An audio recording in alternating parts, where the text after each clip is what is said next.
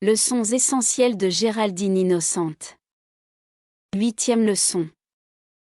La hiérarchie spirituelle et les vrais messagers. Première partie, les fonctions de la hiérarchie spirituelle. Introduction. La structure de la hiérarchie de la Terre peut se comparer à celle d'une grande entreprise, comme celle de la General Motors. Quel que soit le niveau où on se place, celui-ci est toujours subordonné à une autorité de supervision. C'est ainsi que la divinité dispose de beaucoup d'assistants à divers échelons, qui ont la charge de chacun des différents départements de la vie et qui rapportent à leurs supérieurs.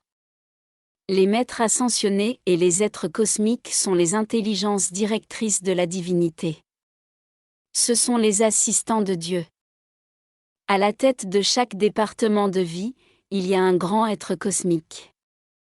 Quelques-uns travaillent avec des individus, d'autres avec des groupes, des nations, avec le royaume élémental et la nature. D'autres encore travaillent avec la grande légion ascensionnée, mais quel que soit leur service, ils sont spécialisés dans un domaine particulier.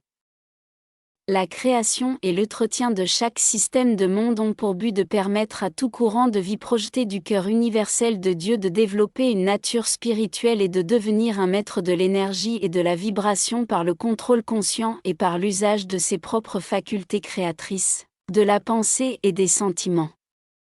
Pour devenir une telle présence maîtresse, l'étudiant doit accroître en lui-même les qualités des parents divins.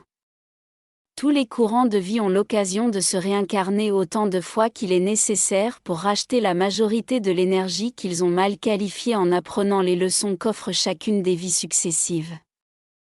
Chacun doit devenir un directeur divin de son plan de vie, le Père, un Fils extériorisé de vertu, le Fils, et un dispensateur du saint réconfort et de l'esprit de vie pour le monde, le Saint-Esprit.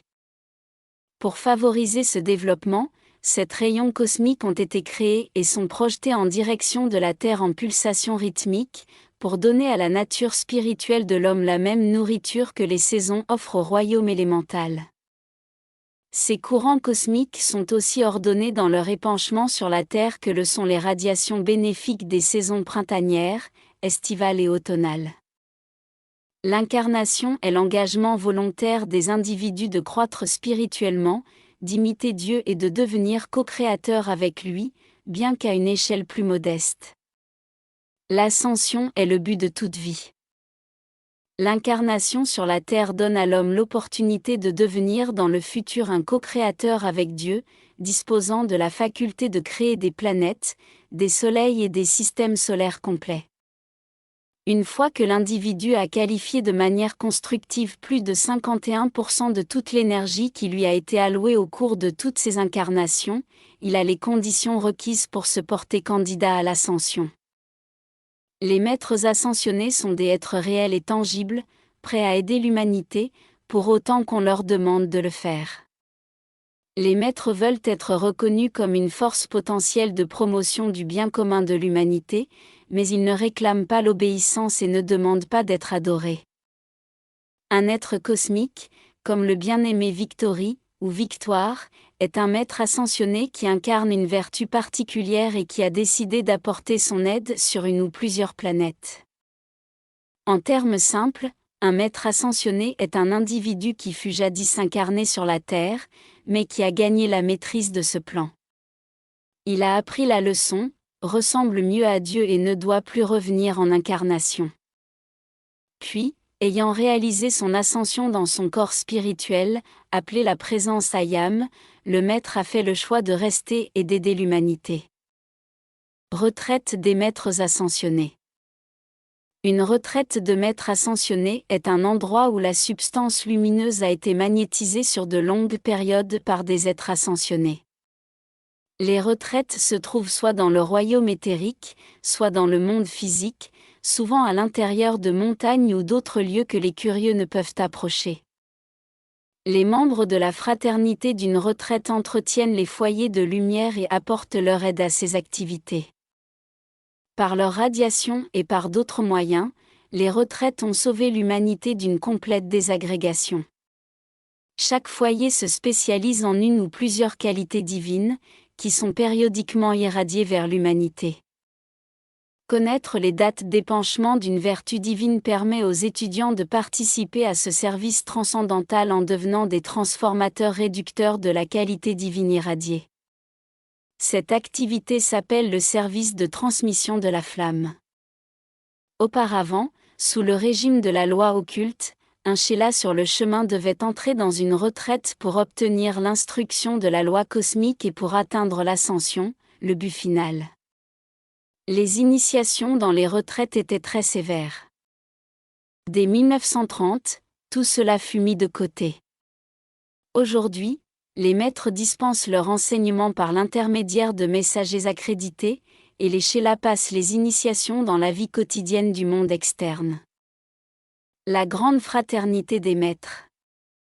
Après l'arrivée de Sanat Kumara en provenance de Vénus, il fallut trouver des moyens par lesquels les habitants de la Terre seraient éveillés à leurs propres responsabilités en créant une aura de lumière autour de la Terre, suffisante pour répondre aux exigences de la loi cosmique et pour permettre à Sanat Kumara de retourner sur sa planète d'origine. Sanat Kumara se prépara à cet événement en fondant la grande fraternité des maîtres ascensionnés. Celle-ci comprend des êtres ascensionnés qui, tous, sont spécialisés dans un domaine particulier du service spirituel. Les membres de la fraternité ne vivent que pour servir Dieu. Ils ont renoncé à servir dans les sphères de beauté et de perfection et sont restés prisonniers de l'amour pour aider l'humanité dans sa lutte pour la liberté. Le but de cet ordre spirituel est d'enseigner la loi cosmique à des étudiants intéressés, par laquelle ces derniers peuvent atteindre la maîtrise et finalement l'ascension, s'ils font preuve de suffisamment d'application. Dans le cadre de ce service, la grande fraternité des maîtres ascensionnés s'efforce de former des maîtres enseignants pour développer la race humaine et pour montrer à chaque individu le chemin de retour au Père céleste.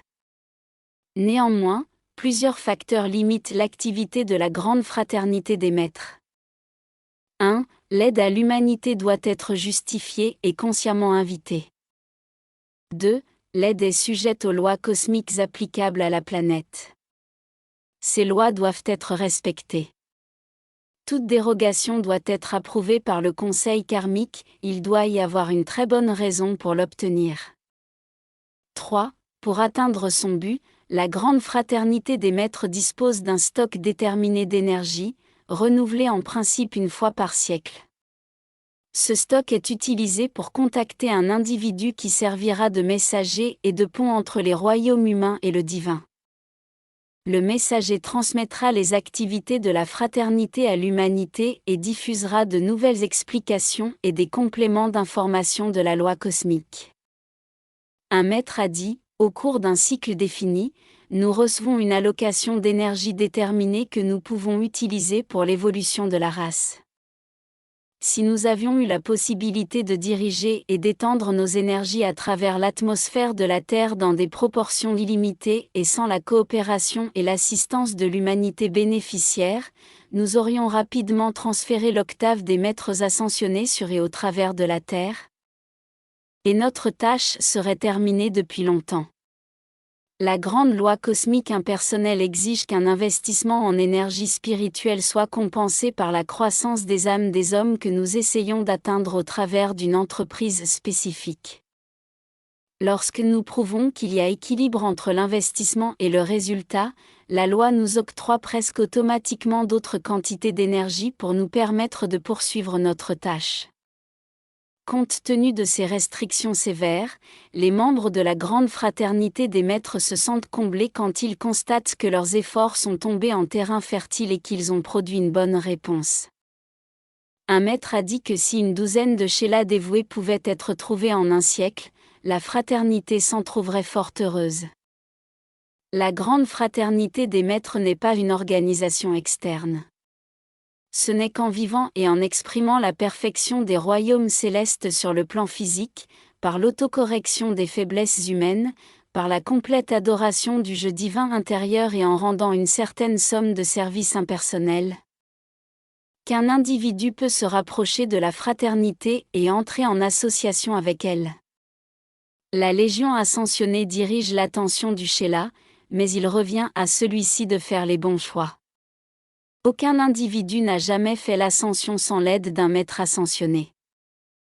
Dieu, le grand Ayam, est le créateur, le propriétaire et le dispensateur de toute vie dans l'univers. Ses pouvoirs, ses capacités et sa conscience dépassent l'entendement humain. Il y a des êtres qui gouvernent plusieurs galaxies. Une galaxie se compose du Soleil central et de plusieurs systèmes planétaires. Chaque système planétaire se compose d'un Soleil et de plusieurs planètes. Les foyers de la divinité de notre galaxie sont le Soleil central, gouverné par Alpha et Oméga, et notre Soleil, gouverné par Hélios et Vesta. Les êtres Alpha et Oméga représentent l'autorité suprême de notre galaxie. Ils administrent la loi cosmique applicable à cette galaxie et ils dirigent les activités du Soleil central. Ils ont fourni les étincelles spirituelles à Hélios et Vesta, qui représentent l'autorité du système planétaire dont fait partie la Terre. À leur tour, Hélios et Vesta ont fourni le corps électronique de la présence Ayam de chaque individu incarné. Il est dans la nature de Dieu d'offrir à ses enfants l'opportunité de devenir des co-créateurs avec lui. Le veilleur cosmique silencieux.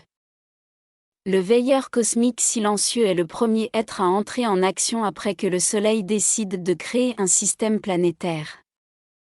Le Dieu Père-Mère du système projette dans la conscience, dans l'esprit et le corps du veilleur silencieux le schéma entier de chaque planète du système.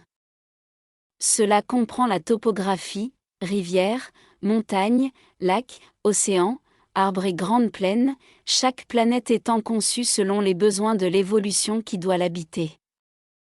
De ce veilleur cosmique silencieux partent sept veilleurs silencieux inférieurs qui, à leur tour, incarnent chacun le dessein d'une seule planète du système.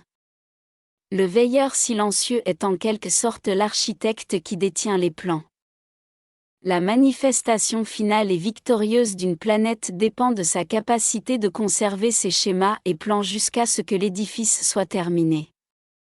L'humanité n'a aucune idée de la fidélité, de la consécration et du sacrifice exigé d'un être pour conserver le schéma et plan divin pendant des millions d'années au-delà du temps prévu à l'origine pour la perfection de la Terre. Le veilleur cosmique silencieux conserve ce schéma pour chaque courant de vie destiné à manifester la perfection divine et maintient une attention inébranlable sur le dessein divin que tous doivent extérioriser un jour. Le veilleur planétaire silencieux. Le veilleur planétaire silencieux conserve le concept immaculé pour une planète et pour tous les vies individuelles qui y résident, et cela jusqu'à ce que le plan divin soit accompli. À la fin de chaque année, le veilleur planétaire silencieux communique au Seigneur du monde la forme pensée de l'année à venir pour le développement de la planète. Le schéma des retraites ouvertes pour l'année est déterminé en accord avec cette forme pensée. Le conseil karmique. Le conseil karmique a les responsabilités suivantes. 1. Il administre les lois de la galaxie applicables à la planète Terre. Les décisions du conseil karmique sont définitives. Il se réunit 2 fois par an pour considérer les pétitions de la fraternité et des êtres non ascensionnés. Les pétitions qui sont soutenues par la plus grande quantité d'énergie ont la chance la plus grande d'être approuvées. En principe, les pétitions qui reçoivent l'appui le plus soutenu du royaume humain et du royaume ascensionné sont celles qui sont retenues. Cependant, la loi cosmique ne peut être supplantée, sauf lors de circonstances exceptionnelles. Il doit y avoir pour cela une très bonne raison. 2. Il tient le livre de la vie, qui est le résumé des expériences de la dernière incarnation de chaque courant de vie ayant passé par l'expérience de la prétendue mort. Ce livre montre à l'individu comment il a utilisé l'énergie de sa dernière incarnation, de manière positive ou non.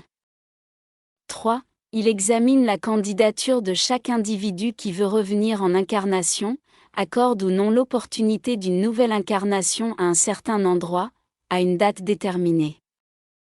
Kuan Yin a dit, Aucun courant de vie ne reçoit jamais dans une incarnation plus de karma à racheter que son niveau de développement lui permet d'expier totalement dans le cadre de cet espace de vie. Il n'y a aucune maladie, souffrance ou circonstance faisant partie du karma d'une personne, qui, au cours d'une incarnation et par le fait de la loi de la justice et de la miséricorde, puisse dépasser ce que la conscience et le pouvoir de cette personne permettent de supporter. C'est la loi, et vous pouvez la crier sur les toits. Le conseil karmique n'a pas la prérogative de ne permettre qu'à des chela de maîtres ascensionnés de s'incarner. Les masses doivent également pouvoir s'incorporer pour se développer spirituellement et chercher la maîtrise. Les membres du conseil karmique ne sont pas là pour infliger des punitions. Dans leur fonction, leur seul service envers Dieu est de trouver les moyens par lesquels toute âme reçoit la plus grande opportunité de progrès spirituel, la possibilité de régler sa dette à la vie et d'accomplir le but de toute vie, l'ascension. La crainte et la terrible épouvante que le jugement dernier, propagé par le monde orthodoxe, a inspiré à l'humanité, sont infondées et bien malheureuses. Elles sont basées sur le fait que très peu de gens vivent selon leurs promesses à la lumière et récoltent les fruits de leur mérite. Le conseil karmique est un corps miséricordieux d'intelligence soucieuse d'aider, il n'est pas le père fouettard de courants de vie désorientés. Les membres du conseil karmique actuel sont Portia, déesse de la justice, porte-parole du conseil, la déesse de la liberté, Nada, déesse de l'amour, Pallas Athéna, déesse de la vérité, l'Elohim Vista, Kuan Yin, déesse de la miséricorde, et le grand directeur divin, Manu de la 7e race souche. Le Seigneur du monde. Le Seigneur du monde est le chef de la hiérarchie spirituelle de la Terre, il est placé sous la supervision d'Hélios et de Vesta. Le Seigneur du monde supervise la grande fraternité des maîtres ascensionnés. Il sert essentiellement en collaboration avec le conseil karmique et avec l'instructeur du monde. Le premier seigneur du monde fut Sanat-Kumara. Il y a des millions d'années eut lieu un concile cosmique. Il était présidé par Alpha et Oméga, les intelligences gouvernant notre galaxie. Lors de ce concile, il fut décidé de dissoudre la Terre en la faisant basculer hors de son axe. Ce fut alors que Sanat-Kumara offrit de sauver cette planète en s'y installant, ajoutant ainsi son stock d'énergie positive à celle de la Terre. C'est ainsi qu'une catastrophe fut évitée. Tous les habitants de la Terre sont redevables de leur vie à Sanat-Kumara. En 1956, Sanat-Kumara put retourner à sa planète d'origine, Vénus. Cette action fut accomplie en grande partie par environ de 150 étudiants du Pont vers la Liberté qui, par le service de transmission de la flamme, élevèrent le quota de lumière de la Terre exigé par la loi cosmique et rendirent possible ce retour. Sanat-Kumara reste le régent de la Terre. Il a été remplacé dans sa charge de seigneur du monde par le seigneur Gautama. La qualité particulière du seigneur Gautama est l'équilibre, et il apportera son aide dans l'équilibrage des 4 corps inférieurs des étudiants. Le Bouddha. L'activité et le service d'un Bouddha sont de réduire de hautes vibrations spirituelles et de les irradier sur la Terre. Cela aide à nourrir, étendre et soutenir la lumière chez tous les êtres pendant leur développement sur la planète. Le Bouddha réalise cela par radiation. Cette fonction était occupée jusqu'en 1956 par le seigneur Gautama. Aujourd'hui, elle appartient au seigneur Maitreya. La fonction de Bouddha est la seconde en importance après celle de seigneur du monde. Le Manu. L'évolution de l'humanité s'accomplit au travers des 7 races souches et de leurs 7 sous-races. Un Manu est un être parfait qui dirige l'arrivée, le développement et l'ascension d'une race souche particulière. Les 3 premières races souches firent l'ascension avec leur Manus. Le Manu de la 4e race souche est le Seigneur Himalaya. Il est responsable du développement et de l'ascension de la 4e race souche. Beaucoup de membres de cette race souche n'ont pas accompli leur ascension, ils comprennent les races orientales. Le Manu de la 5e race souche, la race indo-européenne, est le seigneur Vevasvata et les autres Manus sont le seigneur Meru et le grand directeur divin. Le Mahashohan. Mahashohan veut dire grand seigneur, il supervise les 7 Shohans. Il a la charge du royaume élémental et représente donc l'autorité sur les manifestations de la nature. Il est l'aimant qui attire l'énergie du soleil et la fournit à la nature et à l'humanité. Il est celui qui donne le premier souffle à chaque nouveau-né et qui prend le dernier de chaque individu qui trépasse.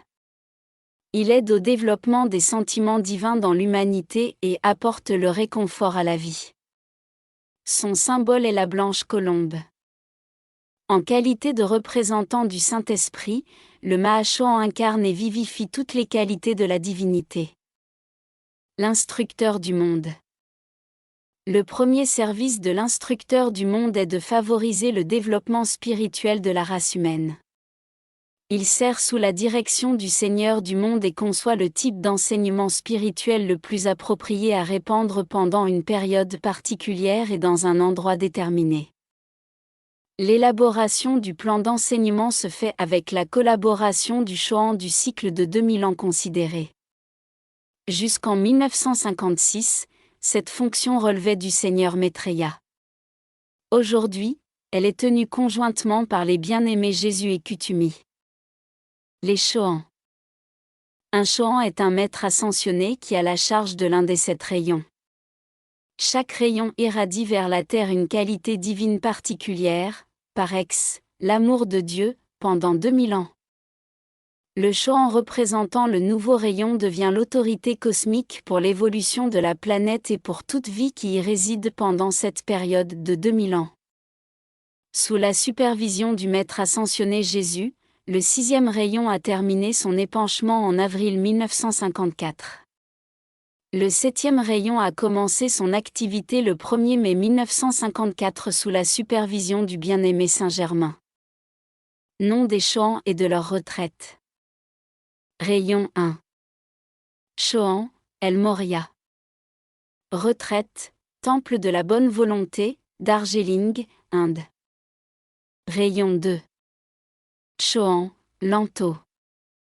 Retraite, Retraite du Téton, Wyoming, USA. Rayon 3. Shohan, Paul le Vénitien. Retraite, Retraite de la Liberté, Marseille, France. Rayon 4. Shohan, Serapi Bey. Retraite, Temple à Luxor, Égypte. Rayon 5. Shohan, Hilarion. Retraite, Temple de la Vérité, Crète, Grèce. Rayon 6. Shohan, Nada. Retraite, Mont Meru, Amérique du Sud. Rayon 7. Shohan, Saint-Germain. Retraite, Retraite de Transylvanie, Roumanie. La Légion angélique. Après que la terre eut été créée, la Légion angélique reçut la mission de garder et de nourrir la nature spirituelle de l'humanité, d'irradier les 7 qualités divines dans la conscience évoluante des humains. Cette activité aide à développer la maîtrise consciente. La Légion angélique est sous la direction des 7 grands archanges. Chaque archange incarne, conserve et irradie l'une des 7 qualités divines ou rayons, ainsi que le font tous les anges. Pour atteindre l'ascension, le Shéla doit maîtriser les qualités divines de tous les 7 rayons. Les 7 archanges furent les premiers Shohans des 7 rayons de pouvoir créatif. Ils incarnent les sentiments du Dieu Père-Mère, comme les Elohim incarnent les qualités mentales. Dans les années 50, pour la première fois depuis des siècles, les 7 archanges vinrent à l'invitation de Saint-Germain prononcer des discours à l'intention des étudiants du Pont vers la Liberté. Voici les noms des archanges et des archaïs, leurs compléments divins. Rayon 1. Archange, Michel. Archaï, Foi. Rayon 2. Archange, Jophiel. Archaï, Constance. Rayon 3. Archange, Chamuel. Archaï, Charité. Rayon 4. Archange, Gabriel. Archaï, Espérance. Rayon 5. Archange, Raphaël. Archaï, Marie. Rayon 6. Archange, Uriel. Archaï, Donna Grâce. Rayon 7. Archange, Zadkiel.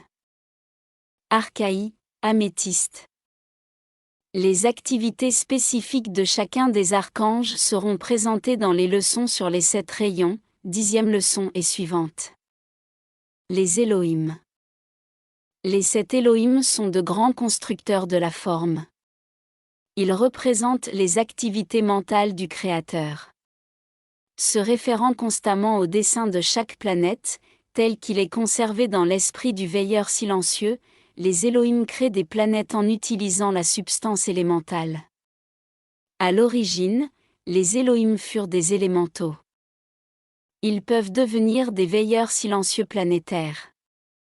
Les grands dévas de la nature sont aussi des constructeurs de la forme, mais ils ont une responsabilité moindre. Ils assistent les Elohim en créant les montagnes, les rivières et autres détails d'une planète. Les noms des Elohim et de leurs compléments divins sont: Rayon 1. Aspect masculin, Hercule. Aspect féminin, Amazone. Rayon 2. Aspect masculin, Cassiopée. Aspect féminin, Minerve. Rayon 3. Aspect masculin, Orion. Aspect féminin, Angélique. Rayon 4.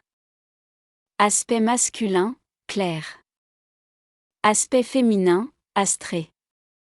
Rayon 5. Aspect masculin, Vista. Aspect féminin, Cristal. Rayon 6. Aspect masculin, Tranquillité. Aspect féminin, Pacifique. Rayon 7. Aspect masculin, Arcturus. Aspect féminin, Diane. Le royaume élémental. Virgo, déesse de la terre, et Peller, son rayon jumeau, gouvernent les activités de l'élémentaire. Avec la collaboration des Shélas, ils s'efforcent d'élever les vibrations de la terre. Les gnomes travaillent sous leur direction. Peller dirige les activités au centre de la Terre. Il y a là une pression de lumière douce et un climat parfait. Il n'y a pas d'obscurité au centre de la Terre. Neptune et Lunaire sont les directeurs de l'élément eau. Ils gouvernent les marées. Les élémentaux de l'élément eau s'appellent les ondines. Bélier et Taureau sont les directeurs de l'élément air. Leurs activités s'étendent à la purification de l'atmosphère de la Terre. Les cils font également cette fonction. Thor gouverne l'action du vent. Hélios, le dieu du soleil, le prince Oromazi et Diana, la déesse du feu, dirigent les activités de l'élément feu. Diane, déesse du feu, et Diane, flamme jumelle de l'Elohim Arcturus, sont des courants de vie différents. Oromazi, le maître ascensionné féminin Nada et l'être cosmique Victory peuvent être invoqués pour éliminer le désir d'alcool et de nicotine. Nada et Victoire peuvent aussi être appelés pour éloigner le désir de drogue créatrice de dépendance. Les salamandres sont les êtres de l'élément feu. Amaryllis est la déesse du printemps. Les dévas de la nature travaillent avec elle.